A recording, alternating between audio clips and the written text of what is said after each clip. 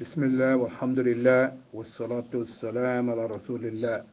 Continuing in volume 2, Riyad al-Salihin, book number 8, the book of virtue. Narrated an Nu'man bin Bashir radiyallahu anhuma. I heard Allah's Messenger sallallahu alaihi wasallam saying, straighten your rows, otherwise Allah will create dissension among you. Al-Bukhari and Muslim. The narration in Muslim is An-Nu'man bin Bashir radiyallahu anhuma said, Allah's Messenger sallallahu alaihi wasallam directed us to keep our rows as straight as arrows. He continued stressing this until he realized that we had learnt it from him, i.e., recognized its significance. One day he came into the masjid and stood up. He was just about to say takbir when he noticed a man whose chest was projected from the row. So he said, O slaves of Allah, you must straighten your rows or Allah will certainly put your faces in opposite direction. This hadith has been mentioned earlier and is reported here for its being germane to this chapter. Put your faces in opposite direction signifies that Allah will create jealousy and enmity in you, which will create dissension rather than unity, weakness rather than strength and power, and murder and conflict instead of peace and tranquility, which will finish the majesty of Islam, and the Muslim will then be overwhelmed with the fear and terror of their enemies. This phrase can also have a literal meaning, that is, in consequence of confusion in your ranks. Allah will turn your face toward the napes of your necks and distort them. May Allah save the Muslim from both these punishments.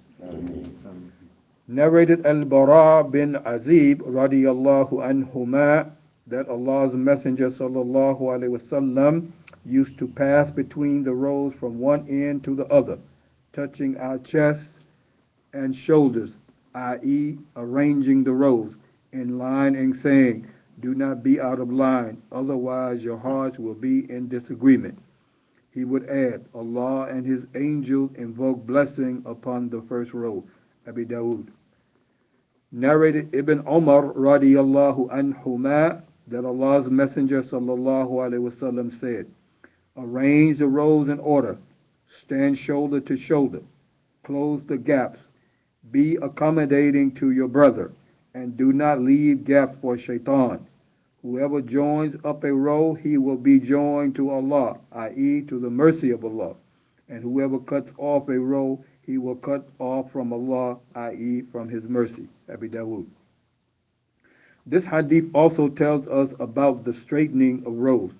Here the phrase, be accommodating to your brother, means that one must cooperate with him when he tries to set the rows in order.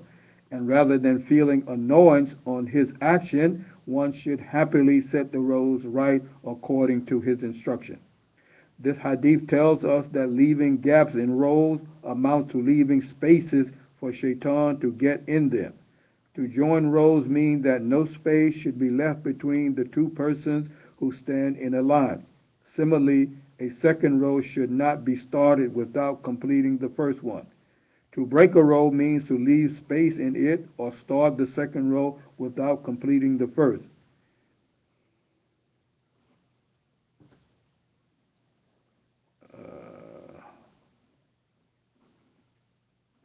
Without completing the first can be words of prayer as well as implication for what it means. May Allah join him or break him. Now, ومن وصل سوف نسأل الله واستغفر join rank Allah will join him. yes. Jazakallah khair. That is a prayer from the Prophet sallallahu alaihi wasallam for the person who straightened the rows, as well as an imprecation for the ones who break the rows. Narrated Anas radiyallahu anhu that Allah's Messenger sallallahu alaihi wasallam said, stand close together in your rows, keep nearer to one another, and put your necks in line. For by him in whose hand my soul is, I see the shaitan entering through the openings in the rows like al-hadfa, i.e., a type of small black sheep found in Yemen. Abi Dawood. This hadith stresses that the rows made for salah should not only be integrated like a solid wall, but be set vertically close to each other also. What it means is that there should not be much space between the two rows. The maximum space allowed for it is 3 span. Space in excess of this has been disapproved and takes away the merits of offering salah in congregation. This formula does not apply to the rows of women because a larger distance between the rows of men and women is more meritorious. Ibn Alan. Put your necks in line here means to stand shoulder to shoulder, a point which has already been stressed. Viewing shaitan secretly entering into the space left in the row can be correct literally as well as technically. In the former case, it is a miracle of the Prophet sallallahu alaihi wasallam, while in the latter it is wahy, i.e. revelation. Allah Almighty informed him that shaitan enters the rows of the people offering prayers through the space left by them in their rows. Shaitan is pleased to see these gaps as they make his task of creating doubts in the minds of worshippers easy. Narrated Anas radiallahu anhu that Allah's Messenger sallallahu alaihi wasallam said, "Fill, i.e., complete the first row, then the one next to it, and if there is any deficiency in completeness, it should be in the last row." Abi Dawood. This hadith tells us that completion of rows in their sequence is essential.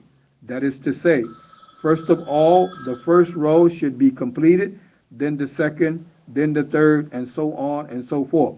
The last row may be left incomplete if it is short of a full row. Narrated Aisha radiyallahu anha, Allah's Messenger sallallahu alaihi wasallam said, Allah and his angels invoke blessing upon those who are on the right side of the rows. Abi Dawood. Narrated Al-Bara radiyallahu anhu, whenever we offer salah behind Allah's Messenger sallallahu alaihi wasallam, we like to be on his right side so that his face might turn toward us at the end of the salah. One day I heard Allah's Messenger sallallahu alaihi wasallam supplicating, "O my Lord, shield me from your torment on the day when you will gather," or said, "resurrect your slave." Muslim. This hadith describes the merit of standing on the right side of the Imam and tells us that for the Imam it is sunnah of the Prophet sallallahu alaihi wasallam to sit after the congregational prayer with his face towards his followers.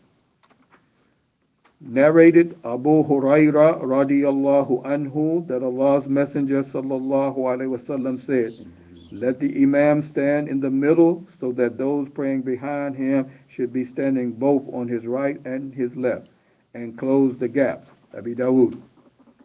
Sheikh Al-Albani has stated that two narrations of this hadith are majhul, unknown. The second part of it, however, is correct because it is supported by a narration of Ibn Umar quoted earlier. Walhamdulillahi Rabbil Alameen. Jazakallah khair.